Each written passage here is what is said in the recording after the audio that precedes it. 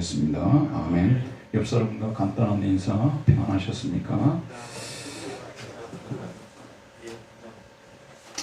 성부 하나님께서 주신 복 세 번째 시간입니다. 지난 2시간에 걸쳐서 우리는 성부 하나님께서 우리에게 주신 복들을 살펴보았습니다. 하나님께서 하늘에 속한 모든 신령한 복을 주셨습니다.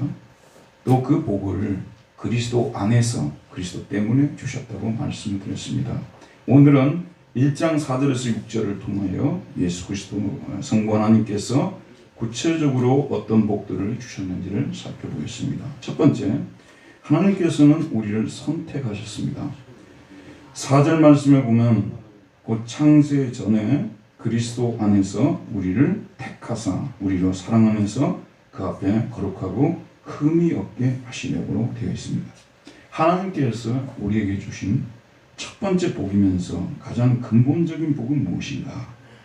우리를 선택했다는 거예요. 선택이 있었기 때문에 다른 모든 복들도 우리가 받을 수 있는 것이고요. 반대로 선택되지 않았다면 그림의 떡이란 말을 쓰는데 신령한 복을 처당한 복이지 우리하고는 아무런 관계가 없는 복이죠. 선택이 그렇게 중요한 것입니다. 하나님께서 우리를 선택해 주셨다는 것. 여러분, 선택이 얼마나 큰 복입니까? 하나님께서 우리에게 돈을 줄 수도 있고요. 또 귀중품을 안겨줄 수도 있고 재산을 주실 수도 있어요. 그것도 어마어마한 복이겠죠. 그러나 우리를 선택해 주셨다는 것과 비교하게 되면 비교조차 되지 않습니다. 여러분, 선택받는다는 것이 얼마나 감사한 일이고 얼마나 좋은 일인지 행복한 일인지 두 처녀가 한 총각을 죽도록 좋아합니다. 그런데 그 중에 둘 중에서 한 처녀가 선택됩니다. 얼마나 행복할까요? 반대로 선택되지 않은 쪽은 얼마나 불행할까요? 상당히 이름 있는 회사에 입사 서류를 냈는데 최종적으로 갑과 을 두 사람만이 올라갔습니다. 그런데 갑이 선택되었습니다. 을은 선택되지 않았습니다. 선택된 갑은 너무너무 기쁘겠죠. 선택되지 않은 을은 너무 고통스러울 것입니다. 야구에서는 FA 선수라는 말이 있어요. 자유계약 선수인데 이게 프리 에이전트입니다. 자유계약 선수가 되면 그 지금 몸담고 있는 구단으로부터 자유해서 모든 계약에서 풀려나서 여러 구단과 협상을 할 수가 있어요. 그래서 이 FA 때 몸값이 많이 올라갑니다. 지금 이 구단에서 2억을 받았다면 10억을 받을 수도 있고 20억을 받을 수도 있어요. 근데 거꾸로 또 반대로 FA 시장에 나갔는데 아무 구단에서도 자기를 선택해주지 않아서 어려움을 겪는 분들도 있어요. 아니면 굉장히 유명한 선수들도 이런 경우들이 있어요. 이 구단 쪽에서는 싸게 이렇게 모셔가려고 하는데 본인은 많이 받고 싶어서. 그래서 유명하면서도 불구하고 선택받지 못할 수 있다는 그런 아이러니가 생기는 것입니다. 오늘 말씀에서는 창세 전에 하나님께서 우리를 선택하셨다고 되어 있습니다. 이 엑셀렉사토라는 이 부정과거형인데 에크레고마이의 부정과거형입니다. 에크레고마이 부정과거형. 이거는 과거의 어느 시점에 딱 한 번 일어났을 때 쓰는 표현입니다. 영어는 elected라고 되어 있고 또 picked up이라고 번역할 수도 있습니다. 하나님께서 여러 사람들 중에서 우리를 특별히 뽑아주셨다는 것입니다. 그러니까 다른 사람들을 뽑지 않고 우리를 뽑았다는 것입니다. 인간적으로 객관적으로 비교해 볼 때 우리보다 나은 사람이 많이 있음에도 불구하고 우리를 선택하셨다는 것입니다. 얼마나 행복한 일입니까? 우리가 선택론을 배울 때 항상 하나님께서 우리를 선택해 주셨다는 사실, 수많은 사람들 중에서 여기 앉아있는 저와 여러분들을 선택해 주셨다는 사실로 인해서 참으로 행복해야 됩니다. 그래서 우리가 이 선택론을 배울 때는 왜 하나님께서 어떤 사람은 선택하고 어떤 사람은 선택하지 않았냐고 따지면서 시작하지 마시고요. 하나님께서 수많은 사람들 중에서 나 같은 사람을 선택해 주셨다는 것으로 인해서 감사하고 찬양하면서 우리가 이 선택론을 배워야 되는 것입니다. 오늘 말씀은 선택과 관계에서 세 가지 내용을 알려주고 있습니다. 첫 번째, 하나님께서는 다른 사람들이 아니라 우리를 선택해 주셨다는 것입니다. 여러분, 선택받았다는 게 참 기쁘죠. 근데 문제는 뭐냐면 다른 사람들이 선택되지 않고 내가 선택받았기 때문에 기쁜 거예요. 요즘 오디션 프로그램들이 많잖아요. 그런데 이 주최 측에서 그 출전한 사람들을 다 뽑아버린다면, 다 상을 준다면 별로 기쁘지 않겠죠. 그리고 등수 안에 들기 위한 노력도 할 필요가 없을 것이고, 많은 참가자들 중에서 내가 뽑혔기 때문에 행복해하는 것입니다. 하나님의 선택은 이런 오디션 프로그램의 선택 방식과 달라야 하지 않겠느냐고 항의할 수 있습니다. 즉 하나님은 이 세상에 존재하였고 존재하고 있고 존재할 모든 사람을 다 선택해야 사랑의 하나님의 자격이 있을 것이 아니냐고 항의를 합니다. 실제로 어떤 신학자는 하나님께서 모든 사람을 다 선택했다. 심지어는 사탄까지도 마지막에는 돌아오게 할 것이다. 왜냐하면 그분은 사랑의 하나님이시니까. 이렇게 가르치는 분들도 있습니다. 여러분 잘 들어보십시오. 우리의 이성과 계시는 때로는 일치할 수가 있어요.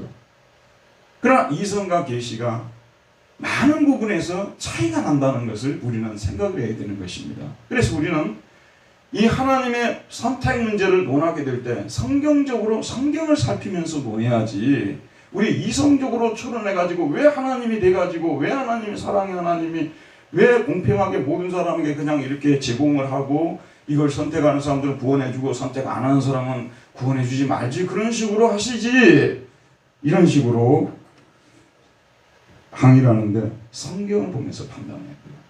성경은 우리 이성과 일치하는 부분이 분명히 있어요. 그러나 일치하지 않는 부분이 더 많아요. 자, 여러분, 성경을 살펴보게 되면 선택을 언급하는 부분에서 항상 이렇게 차별적 특수한 사람들을 차별적으로 선택한다는 내용이 기록이 되는 거예요. 성경에 선택하다는 단어를 신약과 구약의 대표적인 성경 구절이 있어요.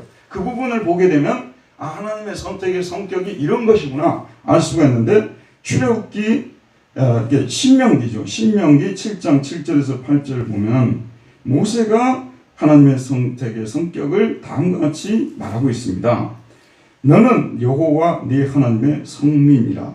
네 하나님 여호와께서 지상 만민 중에서 너를 자기 기업의 백성으로 택하셨나니. 바하르요, 바하르. 이게 선택하다는 말이에요. 선택하셨나니 여호와께서 너희를 기뻐하시고 너희를 택하시면, 선택하시면 너희가 다른 민족보다 수요가 많기 때문이 아니니라. 너희는 오히려 모든 민족 중에 가장 적으니라. 여호와께서 다만 너희를 사랑하심으로 말미암아라고 되어 있습니다.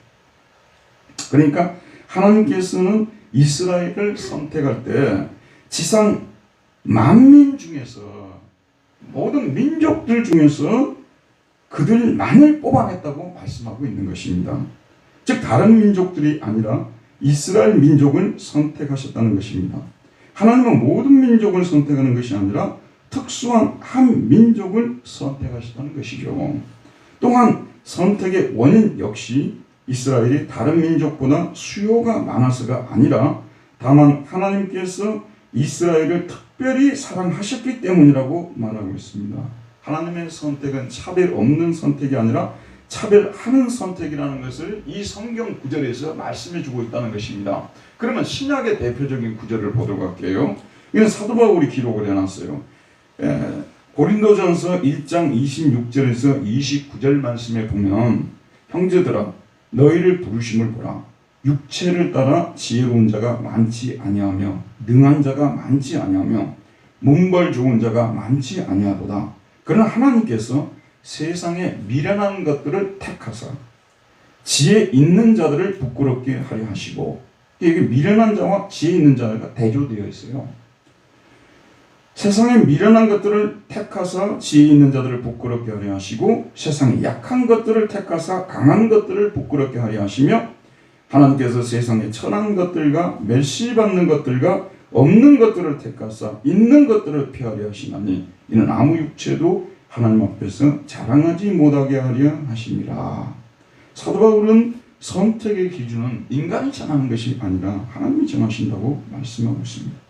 하나님은 일반적인 인간의 선택 기준과는 달리 미련한 것들을, 약한 것들을, 천한 것들을, 멸시받는 것들을, 없는 것들을 선택했다고 말해요. 여러분, 어떤 사람이 무슨 선택 행위를 할 때 이렇게 선택하는 사람이 누가 있겠어요? 우리 인간 중에서는요.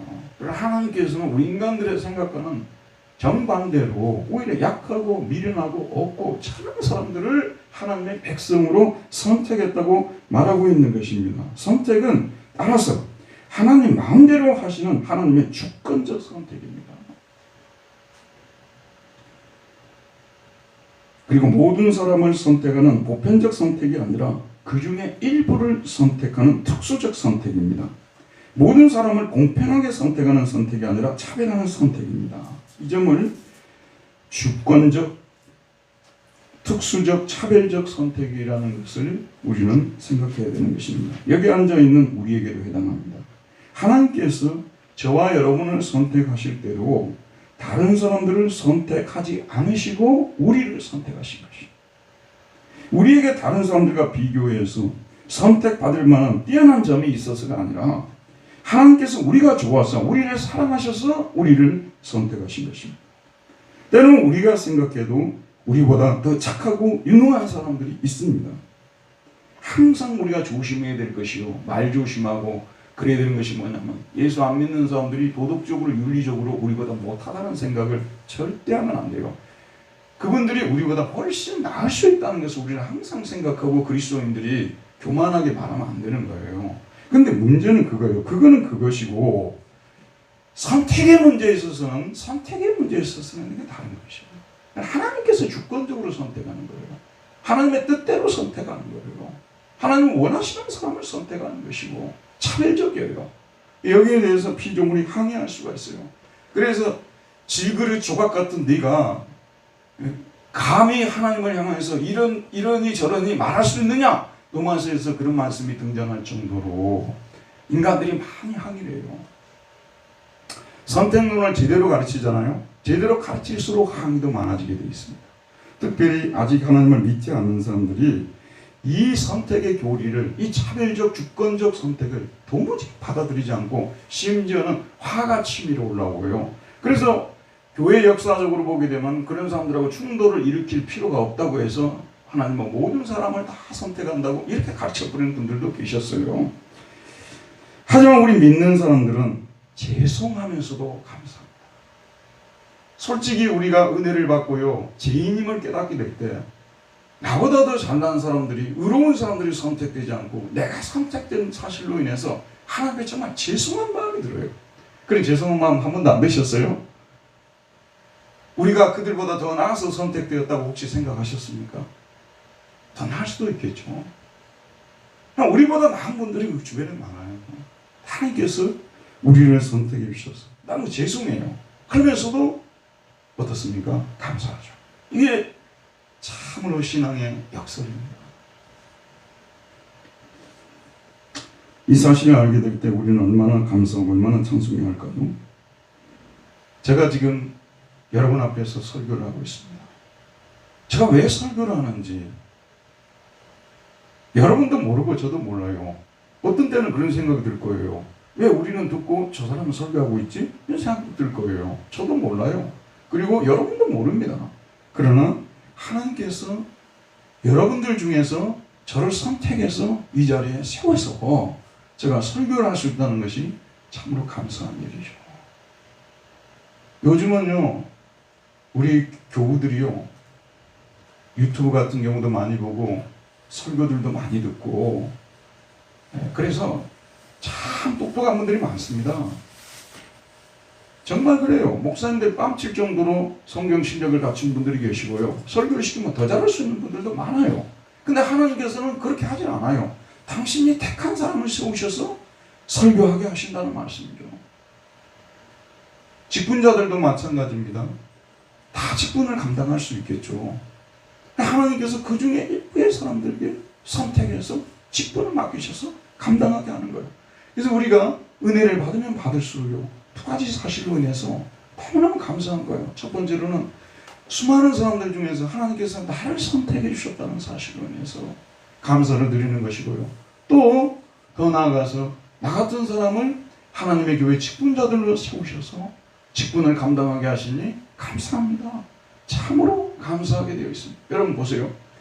제가 목회자로서요, 굉장히 두려워하는 것이 있습니다. 그 두려워하는 것이 무엇이냐면요, 성경 말씀을 묵상을 하는데 하나님이 더 이상 계시해 주시지 않는 거예요. 그 진리를 깨닫지 못하게끔 문을 닫아버릴 때, 저는 그때는 아무리 좋은 조건이라 하더라도 저는 당장에 이 강단에서 내려와야 된다고 생각해요. 아직은 그럴 때가 아니니까. 아직은 하나님께서 말씀을 펴고 준비를 할 때 감화감동시켜 주시고 전할 말씀을 주시기 때문에 제가 이 자리에 서 있는 것이에요. 여러분도 항상 그 직분의 자리에 서 있을 수 있다는 것이 아니라는 것을 명심하시고 우리에게 주어진 직분을 충실히 감당하면서 늘 감사하면서 살았으면 좋겠습니다. 두 번째, 하나님께서 우리를 언제 선택하셨는가? 오늘 말씀을 보게 되면 곧 창세 전에 그리스도 안에서 우리를 택하소라고 되어 있습니다. 창세 전에. 오늘 말씀에서는 하나님께서 우리를 선택한 시점을 말해주고 있습니다. 언제 선택했다고요? 코스모스, 우주가 만들어지기 전에, 이 유니버스, 우주가 만들어지기 전에 하나님께서는 우리를 세상이 만들어지기 전에 이미 선택하셨다고 말씀하시고 있습니다. 세상이 만들어진 후에 어느 시점에 우리를 선택한 것이 아니라 세상이 만들어지기 전에 우리를 선택하셨습니다. 근데 위에서 말씀을 드렸던 것처럼 하나님께서 우리를 선택하실 때 우리 외에 다른 사람들은 선택하지 않으셨다는 뜻도 포함되어 있습니다. 창세 전에 하나님께서는 지구 위에 태어난 수많은 사람들 중에 특히 우리를 선택하셨습니다. 모든 사람을 선택한 것이 아니라 그 중에 일부인 우리를 특별히 선택하신 것입니다.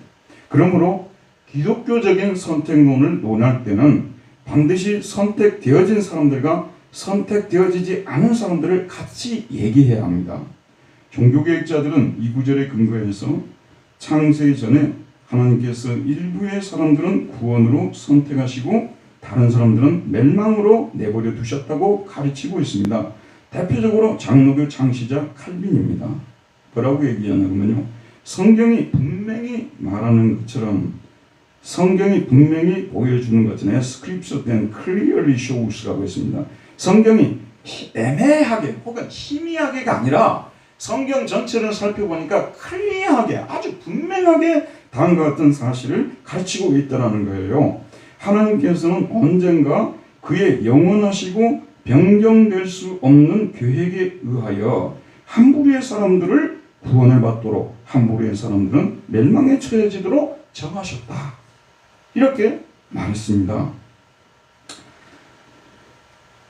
여러분, 이렇게 가르치면 얼씨구 좋다고 사람들이 받아들이겠어요. 칼빈이 활동할 때는요, 여러분 잘 아는 대로 르네상스가 일어나고 인문주의라는 것, 인본주의가 강하게 유럽에 일어날 때입니다. 대표적인 사람이 에라스무스 아닙니까? 단테의 신곡도 여러분 생각나시죠? 그런데 어떻게 하나님이 한 부류의 사람은 선택하고 한 부류의 사람은 멸망에 처하도록 내버려 두시냐 해서 특별히 지성인들 있잖아요. 지성인들이 칼빈을 잡아 죽이려고 했어요. 여러분, 지금도 칼빈의 대표적인 기독교 강요를 보게 되면요, 사실 예정론을 가르치는 부분은 아주 챕터도 그냥 요만큼, 그냥 한 두세 시간 읽으면, 2시간 정도 읽으면, 영어로 2시간 정도 읽으면 다 읽을 수 정도로 짧은 이게 부분이에요. 수많은 다른 내용을 가지고 있어요. 근데 유독히 수많은 사람들이 이 선택론, 예정론에 대해서 칼빈을 막 잡아 죽이려고 달라든 거예요. 그래서 칼빈이 그 사람들을 변호하고 방어하기 위해서 여기에 대한 책을 쓰다 보니까 칼빈이 칼빈하게 되면 예정론을 말한 사람으로 인식되어져 버린 거예요. 그러니까 실제 기독교 강요를 보게 되면 여러분도 오늘 돌아가 보시면 아세요. 예정론은 그 중에 아주 일부만을 가르치고 있는 거예요. 프랑스 초판 제2판이 나왔을 때는요, 이 기독교 강요 2판이 나왔을 때 보게 되면 8장이에요. 중간에 8장. 딱 크게 보면 예정과 선택에 대해서 딱 나오고 있어요. 그 장이 이렇게 많은데, 그러니까 이 말씀을 하나님이 어떤 사람들을 선택하셨다는 것, 특별히 선택했다는 이 말은 일반 이성을 가진 사람들은 참으로 받아들이기가 어렵습니다. 근데 덧붙여야 될 것이 무엇이냐면 칼빈이 그런 얘기를 한 거예요. 우리는 죽을 때까지 누가 선택됐고 누가 선택되었는지를 우리는 모른다는 거예요. 누구만 아시는 거예요? 하나님만 아시는 것이죠. 그런데 선택된 자는 하나님께서 때가 되면 부르신다는 걸 가르쳤어요. 여러분, 어떤 기업에서 사람을 뽑으려고 공고를 했어요. 그래서 지원을 했겠죠? 출연해서 최종적으로 이 사람을 선택해야 되겠다고 딱 뽑죠. 맞죠? 그러면 이 선택된 사람에게 선택되었다는 사실을 어떤 방법을 알려야 되겠습니까? 어떤 방법으로요? 요즘 문자도 있지만은 전화 콜이잖아요. 그래서 콜링이란 말이 거기서 나온 거예요. 그러니까 하나님이 만세전에 장세전에 선택하신 사람들은 때가 되면 콜을 하는 거예요. 부르신다고 말해요. 이게 부르심이에요. 그래서 하나님께서 제일 먼저 아브라함을 부르셨습니다. 그 다음에 이삭과 야곱을 부르셨습니다. 그 다음에 이스라엘 12지파를 부르셨습니다. 그 다음에 다윗을 부르셨습니다. 그 다음에 요셉과 동정녀 마리아를 부르셨습니다. 그 다음에 12제자를 부르시고 또 뭐예요? 바울을 부르셨습니다. 그러니까 예정된 자는 때가 될 때 하나님께서 콜을 한다는 거예요. 왜 부르셨을까요? 우리가 창세전에 하나님에 의하여 선택된 자들이기 때문입니다. 우리가 어떻게 창세전에 선택된 자들임을 압니까? 우리가 부르심을 받았기 때문에 그렇습니다. 우리가 부르심을 받았어요. 부르심을 받고 그를 믿고 의롭게 되었기 때문입니다. 칼빈은 이 부르심과 칭의가 선택의 증표라고 말했습니다. 부르심과 칭의가 선택의 증표라고 말했고 그리스도는 선택의 거울이라고 말했어요. 여러분이 그리스도 예수님을 이게 믿고 있다면 그리스도를 바라보면 내가 선택되는 걸 알 수 있다는 말씀입니다. 그러니까 여러분들이 지금 선택되었는지 아닌지를 알려면은 여러분들이 예수 그리스도를 나의 구주로 영접하셨는가. 그리스도를 바라보면 내가 선택되었다는 것을 아는 거예요. 내가 선택되었는지를 확인하려면 그리스도를 바라보면 된다는 그런 말씀입니다. 사도 바울은 여기에 대해서 로마서 8장 30절에서 보면 또 미리 정하신 그들을 이건 예정했다고 말이요. 미리 정하셨다는 말 프리데스틴드라고 했잖아요. 미리 정하신 그들을 또한 부르시고 콜드요. 부르신 그들을 의롭다 하시고 justifying. 의롭다 하신 그들을 glorify. 영화롭게 하셨느니라. 딱 이게 나와 있어요. 미리 정하셨기 때문에 그들을 부른 거예요. 정하신 그들을 부르시고 부르신 그들을 의롭게 하시고 의롭다 하신 그들을 영화롭게 하셨다고 말씀하고 있습니다. 여러분 하나님께 부르심을 받았습니까? 부르심에 대한 확신이 굉장히 중요한 거예요. 내가 하나님께 부르심을 받았다는 것, 의롭게 되었다는 것. 이 부르심에 대한 확신이 얼마나 중요한지 모르는 것입니다. 이 부르심에 대한 확신이 우리가 창세전에 선택되고 예정된 자들임에 대한 증표이기 때문에 그렇습니다. 세 번째, 하나님께서 우리를 선택하신 목적이 무엇입니까? 오늘 말씀 보면 4절 보면 우리로 사랑 안에서 그 앞에 거룩하고 하기루스 흠이 없게 아무무스 하시려고라고 했습니다. 우리로 사랑 안에서 그 앞에 거룩하고 흠이 없게 하시려고. 불 좀 히터 좀 꺼주면 좋지 않을까요? 너무 좀 더운 것 같습니다. 우리로 사랑 안에서 그 앞에 거룩하고 흠이 없게 하시려고. 자, 여러분 왜 하나님께서 우리를 선택하셨습니까? 아까 제가 말씀드렸죠. 어느 회사에서 사람을 뽑는다고 말해요. 사람 뽑을 때 거룩하고 흠이 없게 만들기 위해서 뽑을까요? 회사에서 사람을 뽑아요. 거룩하고 흠이 없게 하시려고 뽑을까요? 그런 회사는 거의 없을 것입니다. 유능한 사원을 만들어서 회사가 잘 되도록 하기 위해서 뽑지 않겠습니까? 근데 하나님께서 우리를 선택할 때는요, 이윤을 남기고 그런 거 관계없어요. 우리에게 무슨 일을 시켜가지고 업적을 창출하는데 만들어내는 것에 사실은 관심이 없어요. 이 부분에 우리가 굉장히 많이 오해하는 부분이에요. 존재에 관심이 있어요. 하나님 우리를 선택하신 목적은 우리가 거룩하고 흠이 없는 자들이 되도록 하기 위함이라는 것이죠. 근데 하나님께서 우리를 선택하신 깊은 숨겨진 이유는 이게 그 아들에 대한 사랑 때문이라는 것이 들어있어요. 하나님께서 우리를 선택하신 것은 엄밀한 이유에서 볼 때 그 독생자 예수님을 위해서입니다. 지난 시간에 제가 말씀드렸죠. 하나님께서 저와 여러분도 너무나 사랑하시래요. 그러나 독생하신 예수님에 대해서는 특별한 사랑을 가지고 계신다고 말씀드렸죠. 그래서 요단강에서 세례를 받을 때 이는 내 사랑하는 아들이요 내 기뻐하는 자입니다. 너무너무 기뻐하십니다. 특별한 사랑을 가지고 있다니까. 하나님께서는 우리를 선택하실 때도 사실은 예수 그리스도를 위해서 선택하신 거예요.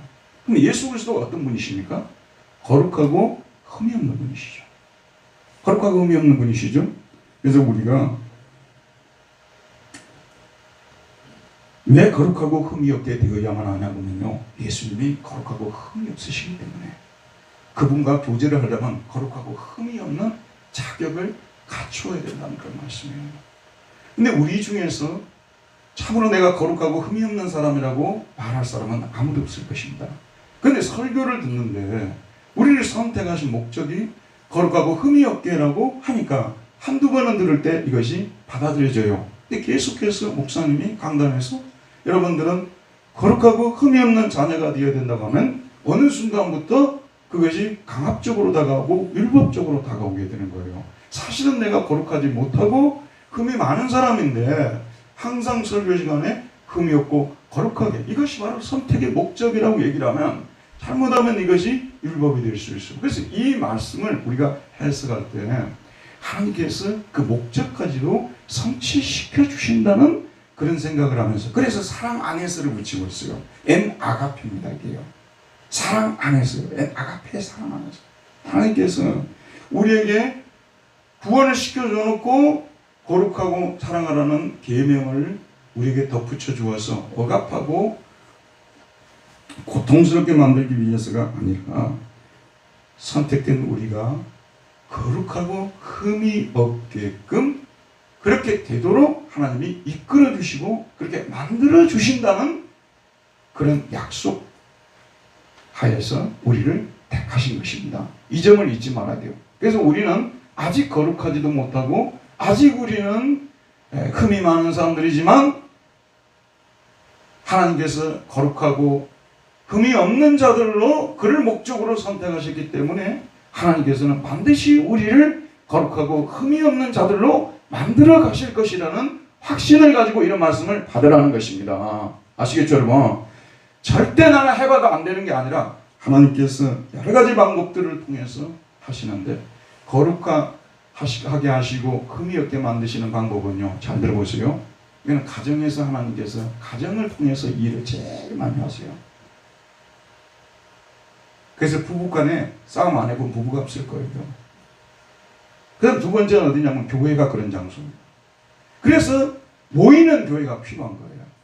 어떤 분이 이 사태가 일어나서 하늘에서 대포를 쏘아가지고 이제는 인터넷 앞에서도 신령과 진정으로 예배만 드린다고 생각하는데 그분은 성도의 교제, 성육신의 교리 철저히 무식한 사람이에요. 죄송합니다만 무지한 사람이에요.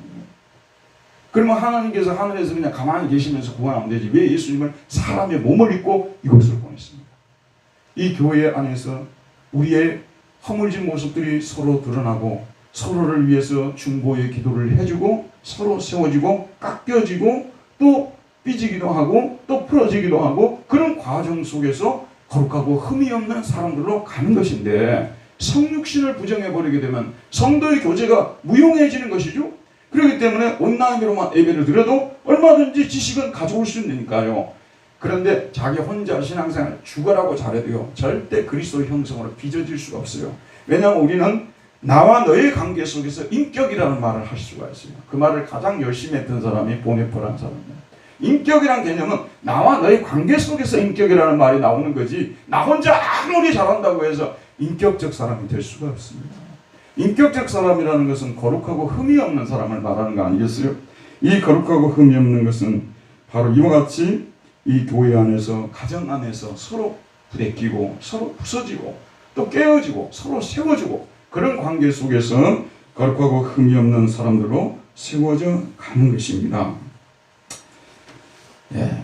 그래서 하나님께서는 우리를 거룩하고 흠이 없는 사람들로 만들어서 거룩하고 흠이 없으신 당신의 사랑하는 아들과 소통하고 교제하며, 그래서 그리스도를 통하여란 말이 나오는 거예요.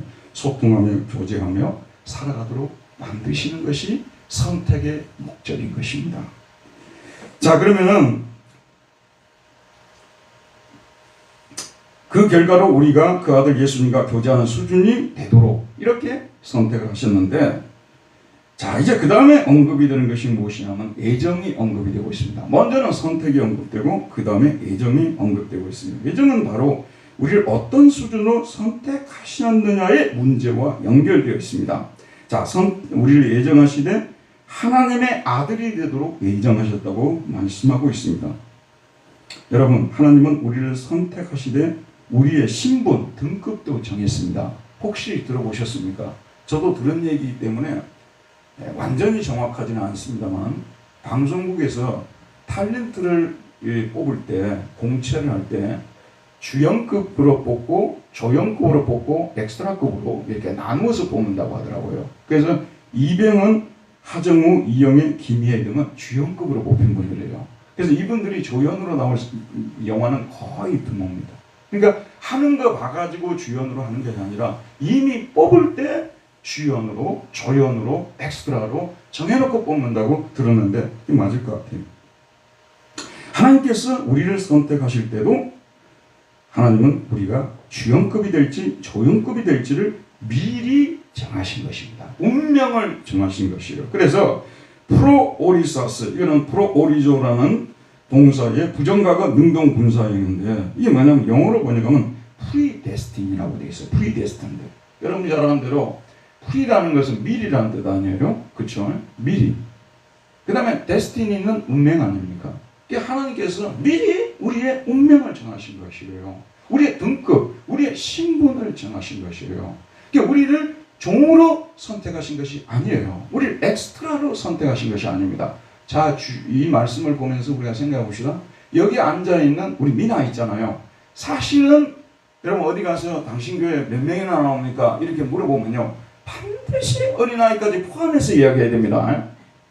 꼭 어른 성도 몇 명 나온다 이러지 말아요. 이거는 제약을 범하는 겁니다. 우리 미나가 얼마나 존귀한 존재입니까?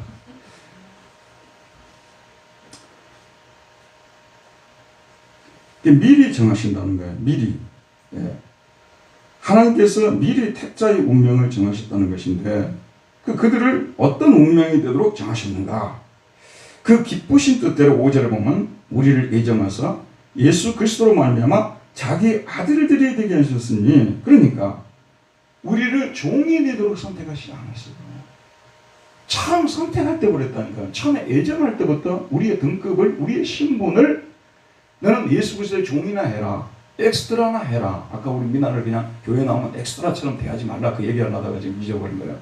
엑스트라처럼 대하면 안 되는 거예요. 어떻게 대해야 된다고요? 주연으로 대해야 된다는 거예요. 우리 반석교회의 장로님들 못지않게 뭐예요? 위대한 분으로 우리가 대접해야 되는 것입니다.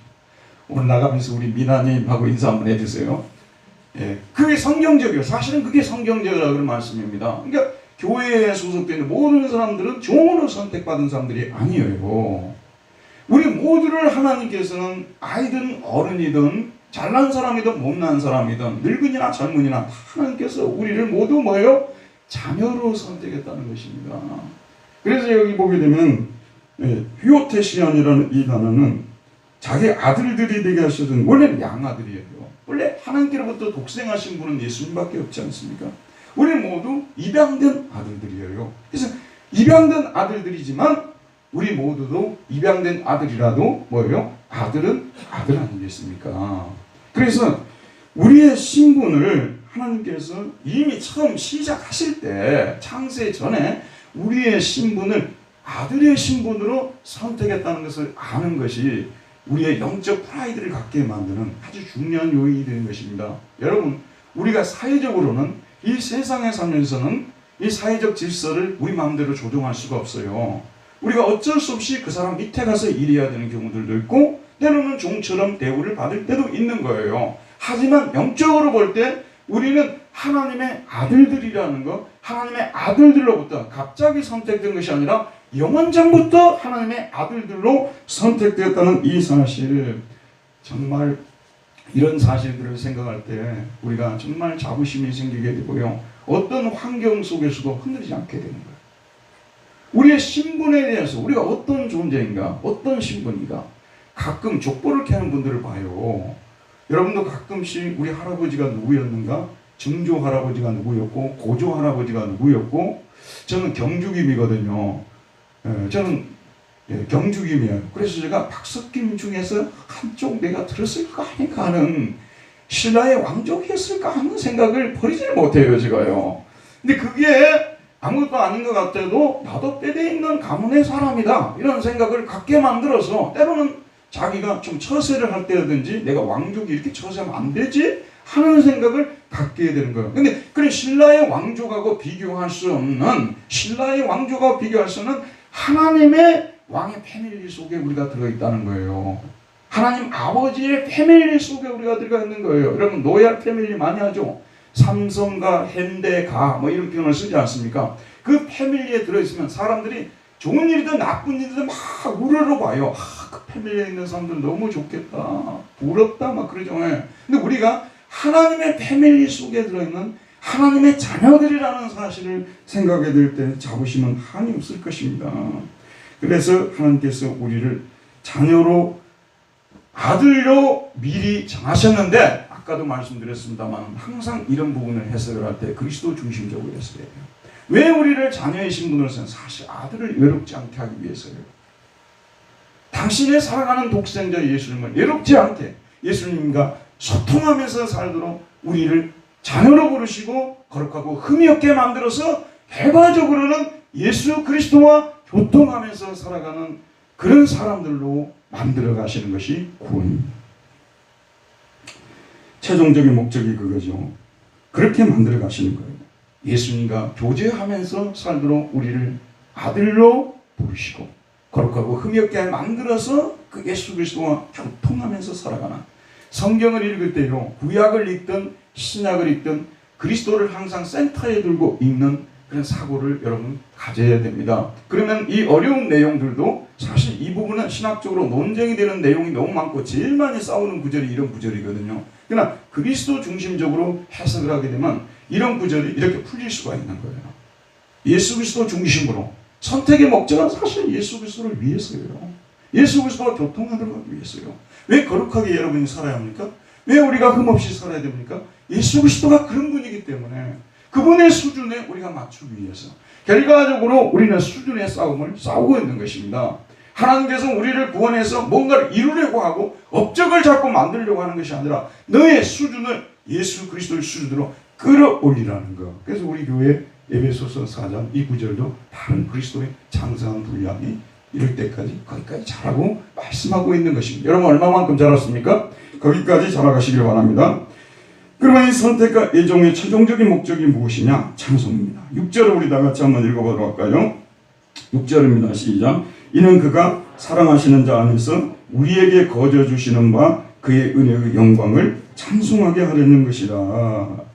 사랑하시는 자 안에서라는 말은 우리에게 거저 주시는 바는 게 다 이 카리스라는 단어를 쓰고 있어요. 하나님께서 예수 그리스도 안에서, 그의 사랑하는 자 안에서 우리에게 말할 수 없는 은혜를 베풀어 주셨어요. 거저 주시는 바라는 말, 그런 뜻이에요. 말할 수 없는 은혜를 베풀어 주셨어요. 우리가 무엇이간데 하나님의 아들로 선택하시고, 우리가 무엇이간데 이와 같은 신령한 복을 받도록 만드셨습니까? 여러분 이런 사실을 생각하면 이미 우리 입에서는 찬송이 흘러나오고 있어야 되는 거예요. 감사와 찬송은 우리가 하나님께 구원받은 신자가 드릴 수 있는 입술의 열매입니다. 감사와 찬송이 없다면 은혜를 못 받았다는 증거예요. 은혜를 받은 사람은 감사와 찬송의 열매를 하나님께 드릴 수밖에 없게 되겠다고 말씀드렸잖아요. 하나님께서 창세전에 우리를 선택하시고 우리를 흠이 없고 거룩하게 만들어 가시고 우리를 양아들로 세우신 것은 우리가 예수 그리스도와 교제를 하면서 예수 그리스도 안에서 그와 함께 우리에게 베푸신 하나님의 은혜의 영광을 찬양하도록 하기 위함입니다. 찬양의 내용은 무엇이냐? 당신이 우리에게 값없이 은혜로 신령한 복을 너무 많이 주셨습니다. 이거예요. 이걸 생각하면서 그 은혜의 영광을 아버지의 은혜의 영광을 찬양을 드리는 것입니다. 그러기 위해서 우리를 선택하시고 예정하셨다는 말씀이에요. 오늘 지난 시간도 우리가 말씀드리고 몇 시간째 말씀드립니다만 또 오늘 우리 찬양대가 두 분입니다만 나와서 이렇게 찬양을 드리지 않습니까? 찬양으로 여러분 하나님의 사랑에 보답하시길 바랍니다. 찬양은 꼭 곡조가 붙어야만 찬양이 아니라고 말씀드렸죠. 지난번에 우리 안수 집사님 한 분이 나오셔서 기도를 하면서 고백을 하시더라고요. 찬송이라는 것이 꼭 곡조가 붙은 것이 아니고 우리 마음속에서 나오는 것이 찬송이라는 사실을 배우게 되었다고 이렇게 기도를 하실 때 참 은혜가 되었습니다. 어쨌든 찬송의 내용은 하나님의 은혜의 영광을 찬양하는 것입니다. 바울은 에베소 교인들에게 이 사실을 깨우치려고 하는 것입니다. 에베소 교인들이 많이 변했어요. 타락했어요. 타락했다는 것은 영어로 fall 아니에요? 수준이 떨어져 버렸다니까요. 독일 말에는 팔이라는 말을 씁니다. 팔이라는 영어 fall하고 똑같아요. 근데 이 표현은 뭐냐면 안 좋은 쪽으로, 못된 쪽으로 그런 얘기예요. 떨어지긴 떨어졌는데 좋은 쪽으로 떨어진 게 아니라 안 좋은 쪽으로, 못된 쪽으로 떨어져 버린 거예요. 그걸 뭐라고 하죠? 타락이라고 하는 거예요. 이렇게 인간이 타락을 해버렸습니다. 에베소 교인들이 타락을 해버렸어요. 그의 사랑하시는 자 안에서 그들에게 거저 주신 하나님의 은혜의 영광을 처음 예수 믿을 때는 막 찬양하고 감사하고 이렇게 살았는데 세월이 지나면서 하나님의 은혜의 영광보다 세상이 보여주는 영광 여기에 심취해야 된다는 거예요. 그리스도와 교제하는 것보다도 세상이 아이돌로 내세우는 사람들, 위인들이라든지 그런 거 쫓아다니면서 철학서적 끼고 다니고 세상 대중스타 좋아하고 그런 식으로 하면서 그리스도를 잊어버린 거예요. 그리스도와 교제하면서 살아야 되는데 다른 것들과 교제하면서 살아가는 그런 쪽으로 타락해버린 것입니다. 여러분, 타락하지 않은 것은 술 마시고 담배 피우고 그런 거 가지고 자꾸 규정하지 마세요. 여러분의 심령 속에 그리스도가 중심으로 서 있지 않으면 이미 타락한 사람들이에요. 겉으로는 다 옳게 보이지 많은 사람들에게 저 사람은 참 크리스찬이고 훌륭한 사람이 그런데 자기 가슴 속에 주님에 대한 사랑이 전혀 없는데 주님의 사랑이 너무너무 적은데 어찌 타락하지 않았다고 말할 수가 있겠습니까? 예수님의 그들이 처음 예수님을 믿을 때 가졌던 거룩도 상실해버리고요. 흠토성인 삶으로 전락해버렸습니다. 하나님의 은혜를 잊어버리고 그리스도를 잊어버리고 살아가면요. 결과적으로 우리는 윤리적으로도 방탕한 삶으로 나타날 수밖에 없는 거예요. 윤리라는 것도요. 위의 관계, 하나님과 관계, 그리스도와의 관계가 제대로 될 때 우리가 거룩하고 흠없는 삶으로 나타나지는 것이지 그리스도를 빼버리고 하나님을 빼버리고 은혜를 빼버리고 거룩한 삶이 나타나질 수 있다는 것은 자기 주장이지 절대로 성경적으로 보는 건 불가능한 일이 되는 것입니다. 그래서 우리가 윤리를 바로잡고 좀 더 좋은 사람이 되려면 좀 더 좋으신 하나님께로 올라가야 되는 거예요. 그분을 묵상하고 우리의 선택과 우리의 예정이 어떻게 해서 이루어졌는지 하나님께서 무엇을 위해서 예정하셨는지 이런 것들을 우리가 깊이 묵상을 해야 된다는 그런 말씀이 드는 것입니다. 그럴 때 타락했던 우리가 다시 본래의 자리로 돌아와서 그 은혜의 영광을 찬양하는 입만 열면 하나님을 찬양하는 나를 선택해 주신 하나님 그리스도와 교제하게 해주신 하나님 나를 지금 이 자리에까지 거룩하고 흠없게 만들어 주신 하나님에 대해서 찬양하는 마음이 솟구쳐 나오는 것입니다. 여러분 아시다시피 최근에 기독교 대안학교에서 일어난 일들로 인해서 야구 경기에서요 이기는 경기를 하려면요 타자들이 자체갖고 절대 못 이겨요. 에러가 없어야 돼요. 에러가. 그 야구 경기에서 이기는 팀은 에러가 적은 팀이 이깁니다. 얼마 특별히 야구 경기가 그래요. 에러가 적은 팀. 근데 지금 한국 교회가 좋은 일도 많이 하고 있어요. 여러분이 모르시면 사실은 천주교보다도 우리가 훨씬 더 구제연금을 개신교가 많이 하고 있습니다. 불쌍한 사람도 많이 돌아보고 있어요. 동의하시죠? 근데 우리가 에러를 너무 많이 한다니까, 에러를. 그것도 동의가 되십니까? 근데 이 에러는 이미 에러 하게끔 되어 있어서 에러가 나온 거예요. 강화문에 가서 태극기 흔든 분들도 이미 그분들은 애국하는 것을 하나님 섬기는 것으로 이미 우상을 만들어 버렸어요. 애국 기독교는 우상 기독교입니다. 그걸 만들어 버렸잖아요. 그리고 대안학교 만들어 가지고 외국 유학 보내줘 가지고 크리스천 만든다고 하는 이것도 사실은 비성경적이에요. 여러분, 세상 사람들도 사업 좀 하도록 내버려 둬야 돼요. 학생을 가르치기 위해서는 학교가 있어야 되고요. 피아노 학원도 있고 영어 가르쳐주는 데 많고 외국 유학 전문한 사람들도 많아요. 기독교 이름을 갖다 대지 말라 그런 말씀이에요. 그래서 결과적으로 큰 에러를 범해가지고 지금은 저도 이 페이스북을 하는데 사람들이 막 분통을 막 견디지를 못하는 거예요. 차가 이렇게 돼버렸는가, 회생 불가능하다, 이렇게 얘기를 하는데 순수 기독교를 회복하지 않으면요, 처음부터 우리가 다시 시작해야 돼요. 우리가 누구냐, 교회가 무엇이냐, 창세 후에 일어난 일들을 살피는 것도 중요하지만 창세 전에 어떤 일이 났고 하나님께서 왜 우리를 선택하시고 왜 우리를 예정하셨는가, 이런 것들을 우리가 하나씩 하나씩 살펴봐야 됩니다. 그래야만 우리의 정체성이 확립이 되는 거예요. 여러분, 교회는 교회의 일에 충실해야 되는 거예요. 교회가 너무 많은 일을 이루려 할 때 교회는 오히려 실패해요. 교회는 교회의 사명을 감당해야 되는 거예요. 이제 우리는 다시 복음으로 돌아가야 됩니다. 정치와 관계에서도 정치가 매우 중요하죠. 정치 기독교가 되면 안 되죠. 보수적 정치 기독교, 또 좌파적 정치 기독교, 정치와의 거리두기가 어느 때보다 필요한 시기라고 저는 생각합니다. 그렇게 되지 않으면요, 우리 한국교회는 헤어나올 수 없는 상황이 되는 거예요. 제가 이런 말씀 드려 죄송합니다만은 이미 몇 년 전에 우리 한국교회는, 개신교회는 이미 심판을 받아버렸어요. 제가 아무리 받아들이려고 노력을 하고 또 노력을 해도요, 자기 자식한테 교회를 물려준다는 것은 나는 죽었다 깨어도 받아들일 수가 없어요. 그런데 이런 교회가 300교회, 400교회가 되니 200명만 넘어도 자기 자식한테 물려주는 교회가 되었는데, 카톨릭에 그런 교회가 있습니까, 여러분? 불교에 그런 데가 있습니까? 그래도 우리가 뭐 큰 소리 자꾸 치려고 하고 우리가 뭔가 좀 잘한다는 걸 얘기하려는 목사님들이 계시는데,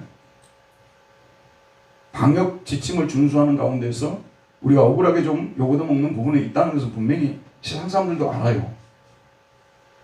하지만은 거의 그냥 땅바닥 수준으로 떨어져 버렸잖아요. 동의하시죠, 여러분? 어떻게 우리가 다시 회복될 수 있겠는가? 저는 우리가 이제는 더 이상 좀 땅을 바라보지 말고 좀 하늘을 좀 쳐다보면서 미래의 하나님 앞에 설 날을 생각하면서 현재를 생각해 볼 때 교회가 그나마 좀 살아날 수 있는 길이 있지 않을까? 저부터 시작해서 좀 회개와 금식의 그 시간을 좀 선포하면서요, 우리가 지금은 좀 지내야 되지 않을까 하는 생각을 갖게 됩니다. 그러면서 성경을 묵상하면서 우리를 구하신 목적이 결국은 흠이 없고 거룩하게 하기 위해서인데, 이 부분에서 흠이 너무 많아버린 거예요. 우리 한국교회가 흠이 너무 많다니까. 조금의 흠은요, 안 믿는 사람도 다 이해를 해줘요. 흠이 너무 많아버린다니까요. 거룩은커녕 세상과 거룩은 다르다는 뜻이거든요. 원래 구별된다는 뜻이에요. 세상과 다른 것이 너무 없어져 버리니까 이런 점에 있어서 우리는 다시 한번 위를 쳐다보면서 처음으로 올라가가지고 거기서부터 새롭게 시작해야 되지 않느냐. 그렇게 오늘 말씀을 통해서 도전을 받을 수 있겠습니다. 기도하겠습니다. 자비하신 우리 하나님 아버지, 오늘도 생명의 말씀을 통해서 하나님께서, 성부 하나님께서 우리에게 주신 복에 대해서, 선택적 예정에 대해서 살펴보았습니다. 선택하시고 예정하실 때 하나님께서 얼마나 많은 생각을 하셨을까요? 우리가 어떤 사람이 되기를 바랬을까요? 우리 하나님 아버지시여, 우리 하나님 아버지의 마음을 깊이 헤아릴 수 있도록 은혜를 다하여 주시기를 기도합니다. 예수님의 이름으로 기도하였습니다. 아멘.